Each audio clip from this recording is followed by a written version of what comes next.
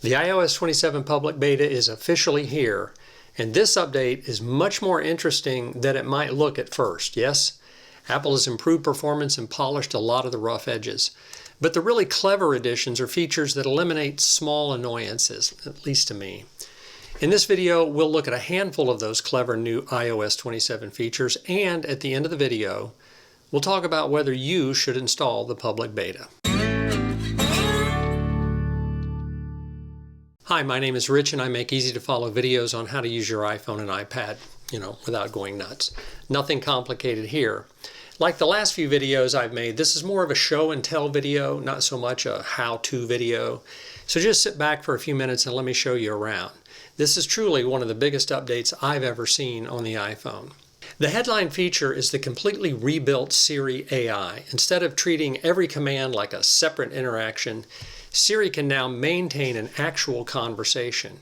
You can ask a question, follow up with "what about tomorrow?" or "add that to my calendar," and Siri understands what that refers to. But the clever part is personal context.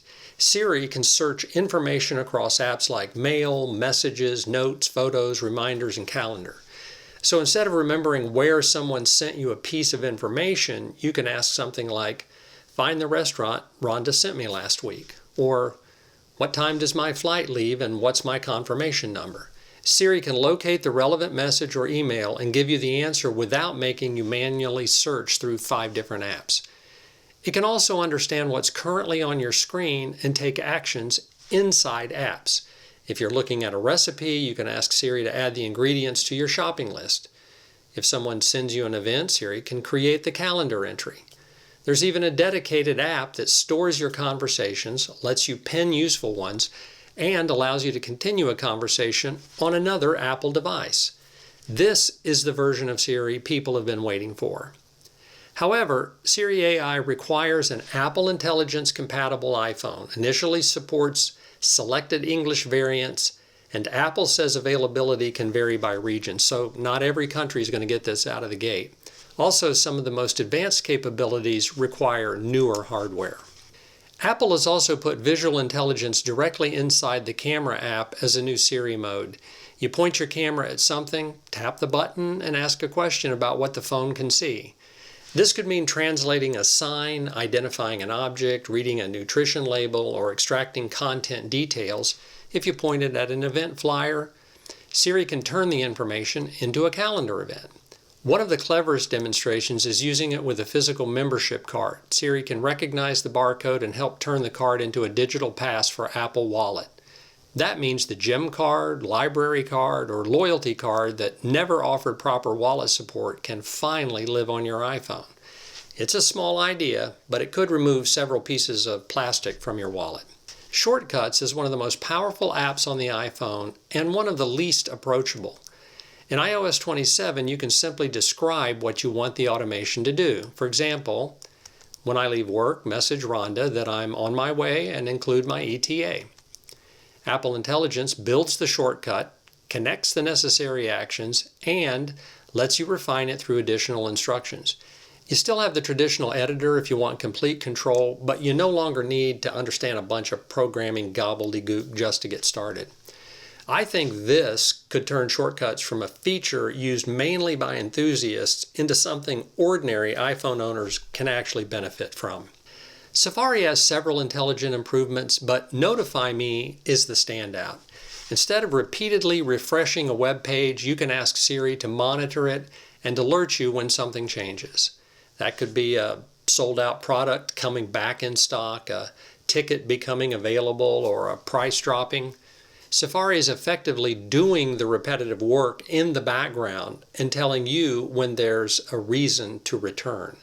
This is going to be a handy feature, if I can remember it. Photos gains 3 major Apple Intelligence editing tools. Cleanup can remove larger, more complicated distractions and reconstruct the missing background more convincingly. Extend generates additional content outside the original photograph. This can be useful if the horizon is crooked, a subject is framed too tightly, or you need a different aspect ratio. But spatial reframing is the most impressive feature. It can alter the apparent perspective and composition after a picture has already been taken. It won't magically recover the exact reality outside the frame. It is generating new image information, but it can rescue an otherwise awkward photo. You can take an old picture, move the viewpoint slightly, improve the composition, and create something that looks like it was photographed from a different position. This will surely help you if you've ever framed up a photo incorrectly, like me. The Passwords app can already warn you when a password is weak, reused, or found in a data breach. In iOS 27, it can update passwords for eligible accounts on your behalf. I've not tested this out because it feels like it could do a lot of damage if something goes wrong, but if it works, it'll be an incredible feature. As soon as I get the courage, I'm going to give it a go. So how it works is, rather than opening a website, finding its security settings, creating a new password, saving it, and signing back in, you can start the process from the Passwords app. Your iPhone handles the supported steps, including verification codes, and shows its progress through a live activity. Support will depend on the website, so this won't work everywhere, at least I don't think it will. But if it works with enough major services, it could make one of the most tedious security chores dramatically easier. iOS 27 also includes a slider for customizing liquid glass. You can move from an ultra clear appearance to a more heavily tinted design, while Apple has improved contrast and readability throughout the system. AirPods gain a custom equalizer for adjusting lows, mids, and highs. That's kind of cool. I usually like to fool around with that.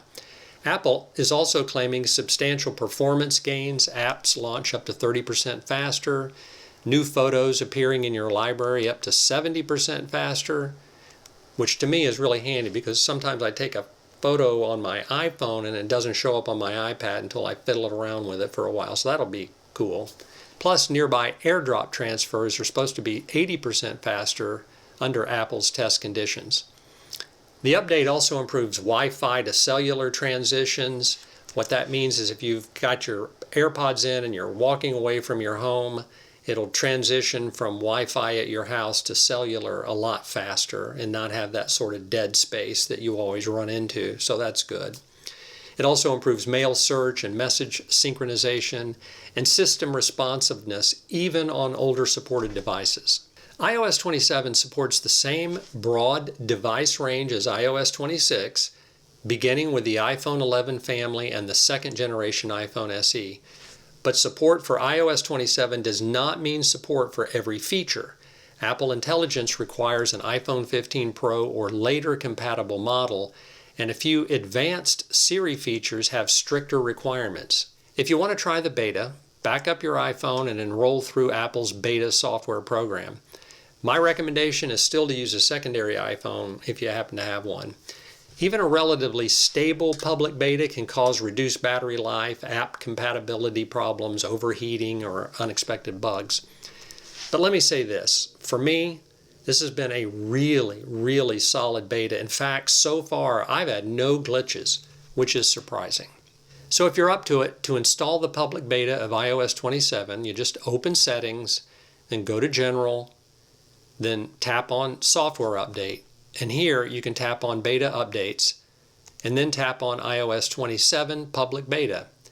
If you don't see this on your phone, you may be prompted to sign into your Apple account before getting access to the public beta. And that's pretty much it. But remember, the final public release will be out in about 6 weeks from the time of this video, so keep that in mind if you just rather not fool with it right now. But as an update, iOS 27 is shaping up to be surprisingly good. In fact, I think it's one of the best updates we've had in years. It isn't just adding more features, it's making the iPhone better at connecting information, completing repetitive tasks, and anticipating what you need.